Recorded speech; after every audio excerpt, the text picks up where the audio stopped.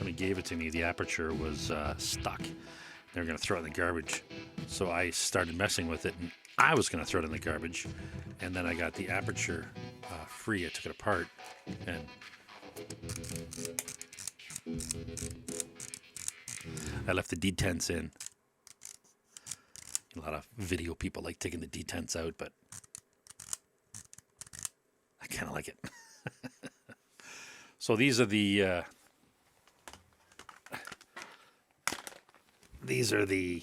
zooms, the old FD zooms, and I figured I'll compare them against my Soligor 1966 135 f 2.8. So this is 135 f 2.8, but it's only a 55, I think, millimeter opening.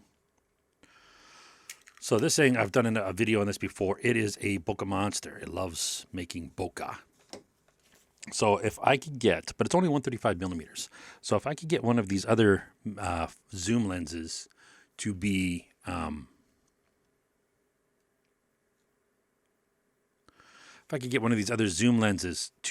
close to that, I'll have a winner. I could use that for a lot of things. And it's more versatile because it has more focal length. I'm trying to focus this old manual lens. The joys of using old manual lenses, as opposed to the more modern Canon over there with the face recognition and all that crap. I don't even have to worry about it. So why bother, right? So there's two sides to the coin. But at this phase, I'm still interested in using the old junk on my Sony mirrorless. My first lens we're going to look at is the 1966 Soligor 135 f2.8 prime. You'd expect this to gather more light than the zoom lenses because it has the widest aperture of f2.8. But there are many other factors that I'm sure I'm completely ignorant of. So let's see what happens.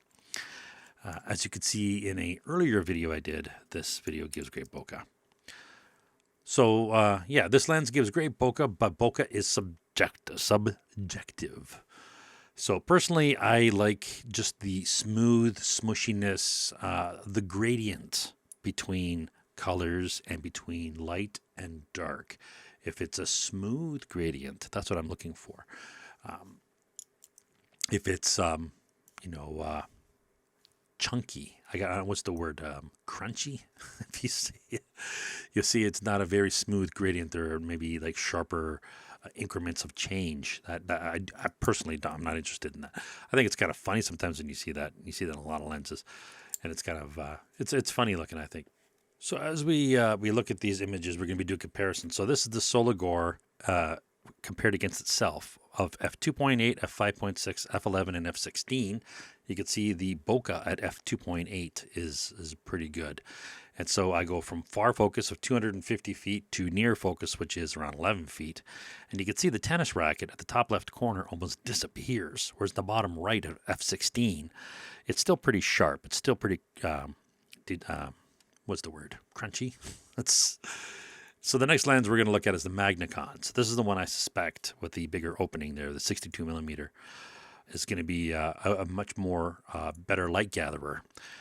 So as we look, of course, look at the bokeh. Wow. So at f3.5, 5.6, and f11, and even f16, there's pretty good bokeh, but it's really smooth and buttery at f3.5. And the tennis racket's still there, but it doesn't disappear as much.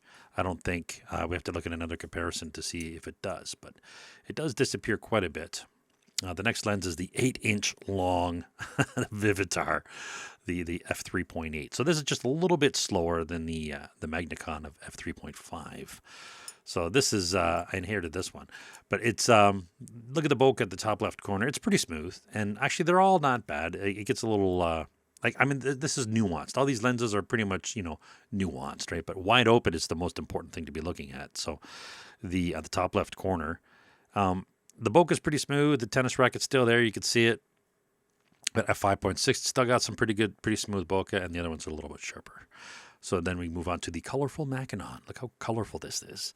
The Japanese really pride themselves, I think, in the details of the color and the artwork. It looks really nice. But is it a good lens? Well, it's not bad, I guess. It's if you look at the Bokeh is pretty good again. 4.5 and 5.6. Again, we're stepped up to 4.5, and the background of the other two are a little sharper. Now, of course, when you do the deep focus, the tennis racket is a little more visible. But again, you would expect that because it's 4.5 instead of 3.5. But at the other ones, they're the same, the 5.6 and the F11. So now we're on to the Vivitar 80 to 200. This is the one I was going to throw in the garbage. 4.5. It's actually it's not a bad lens actually. It's not garbage worthy, that's for sure. But look at the Bokeh there at 4.5. Yeah, it's not bad. And 5.6, again, it's a little crunchy. It's not bad. This seems to be, it's a pretty sharp lens, actually. If you look at all the images, they're all pretty sharp.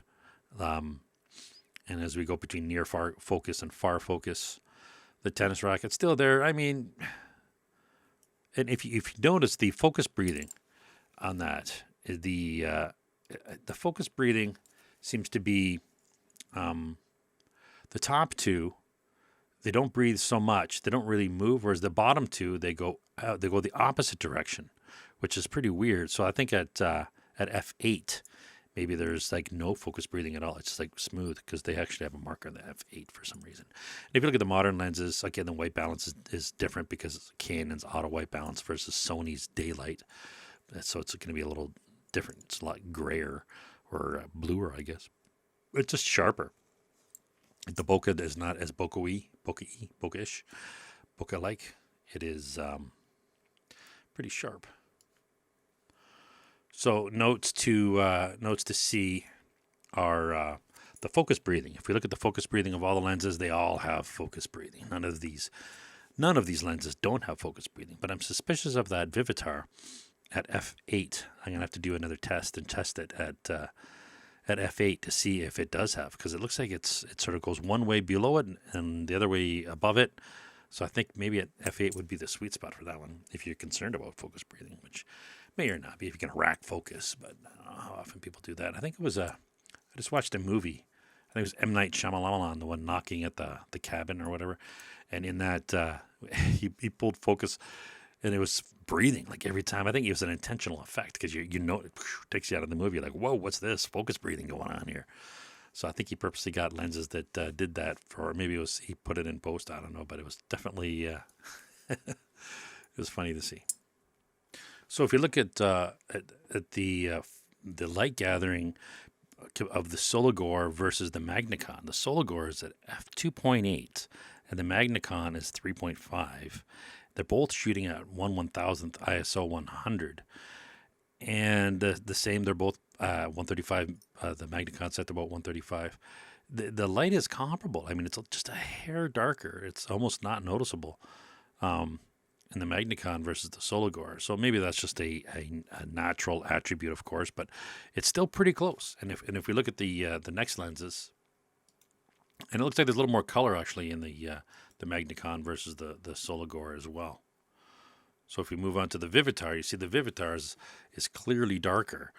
But again, it's f3.8 versus f2.8. And the color is a little more, I guess, gray or washed out. And the Bokeh is starting to harsh a bit. It's not, of course, buttery smooth. The color of the Vivitar is, I would say, a little more modern looking and less vintage than the Solagore, if you had to put a name on it. So the Magnicon f4.5 is this theoretically a full stop darker, but instead of 1/500th to compensate, I only had to go to 1/640th, which means the Magnicon can take in more light than you'd expect, or the Solagore is darker than you would expect it should be. At 4.5, the Bokeh is becoming even more harsh, and the details of the background trees are becoming apparent.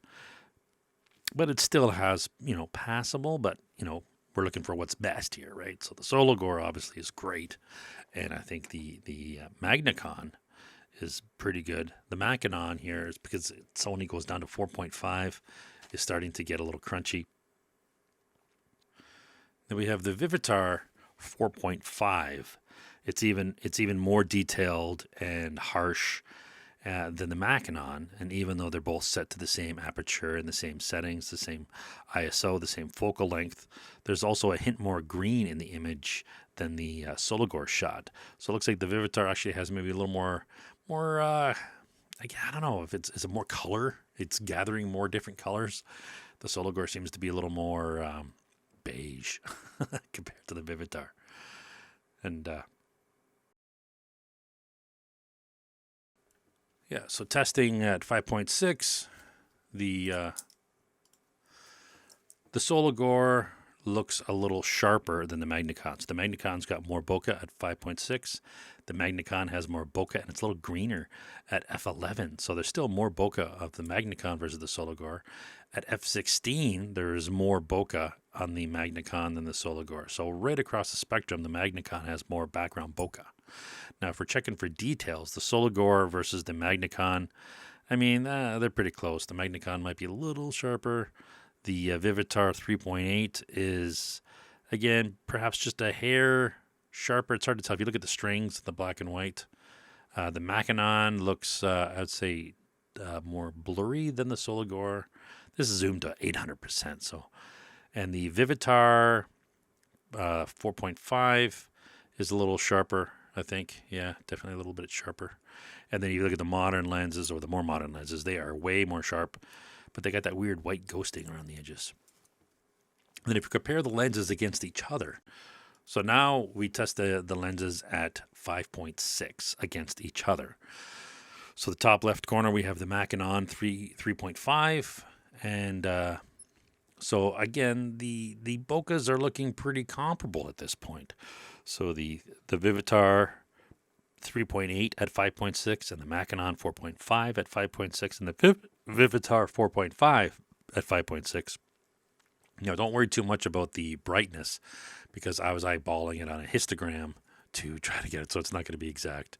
But we can take a look at the bokeh, and it's definitely, I would say, the Magnicon is a hair. If you look at the trees at the top, the Magnicon is a hair blurrier than the Magnicon below it, and the Magnicon, the top left corner, is actually maybe not as blurry as the Vivitar at 5.6. The Vivitar looks like it might, to the top right, it might have a little bit more bokeh. So the Vivitar is actually not doing so bad against the Magnicon. They're pretty close there. And the Vivitar at the bottom is, again, a little bit sharper, I think, I would say. It is probably is it the sharpest? The Magnicon's pretty sharp. Take a look at the wagon down there at the bottom right. The wheels. That's a tough call. I don't know. I'm looking at the trees right above the tennis rackets to get a sort of a rougher guide. You could get a little more detail out of that, I think. So, yeah, it looks like the Vivitar and the Magnicon are pretty close. The Vivitar 4.5 and the Magnicon, the 4.5s are pretty close at 5.6 when it comes to bokeh, whereas the Magnicon and the Vivitar 3.8 are both have a little bit more bokeh at 5.6. So the Vivitar is not doing too bad. So now at far focus, at close focus here at f11, they're all pretty close, I would say. I mean, there's nuance. You can clearly tell the trees, but if you look at that little V tree, I would say the Vivitar, top right Vivitar, the 3.8, that it's a little blurrier, a little bit more bokeh than the others. The one below it definitely is sharper, and it might be close to the Magnicon. It's a pretty close call. For f11, they're all pretty much the same. So I would say roughly 5.6 and 11, they're all pretty much comparable. The biggest difference is when they're wide open, of course. And then we took a look at f16, and you think the racket's sharp, and the background is supposed to be sharp, but and it's sharper, of course. But at the bottom two, I think, look sharper. The top left one here, the Magnicon, definitely looks a little blurrier in the trees at f16 than the others. So overall, the Magnicon is blurrier, has more bokeh. And now if we look at far away, this is the maximum bokeh. So they're all going to be totally smushed out at this point. 200 millimeters close focus at 5.6. So if they were opened up, they'd be even more blurry. But at 5.6, this is the most bokeh you can get. And they all look pretty good. Of course, the Magnicon top left looks like it's got even more blur than the other ones at 5.6. And at f11, you can see clearly there's a difference here. The top left Magnicon looks a little more smushy. The bottom right Vivitar looks a lot more sharp. And it's the bottom right, the Vivitar is as sharp as the Canons. So you can see the modern lenses versus the older ones. The Magnicon and the Vivitar are pretty neck and neck. And if we look at f16 at 200 millimeters, they all look pretty close to me. I mean, it's not really, you know, there's other factors that might be affecting things. But so the Magnicon, I think, is the overall winner in terms of a viable alternative for shooting video with the most amount of bokeh. You get more out of that, as well as the Vivitar 3.8. It also it's pretty close. I mean, it's 85 to what was it, 85 to 205, or 85 to 85 to 205. So it is. It is a close second. So my first call at shooting 135 would be the Sologor. But if I got to do any just general video that's, you know, kind of long, I definitely would be using the Magnicon. And, 200 for sure. 210 it goes up to. But you got the option of 70 to 210. So that's pretty crazy. And you're going to get a lot more bokeh out of the Magnicon than you would out of modern EF lenses. And as well as with the old Vivitar f3.5. So I don't know what kind of voodoo technology, glass science these guys use to make these old lenses. I don't think there's anybody alive who even would remember, because they're probably all dead. You know, it's probably made in the early 80s, late 60s, maybe in the 70s. Who knows? I have no idea. Get the if you want old vintage lenses to shoot some cool bokeh, I say do it.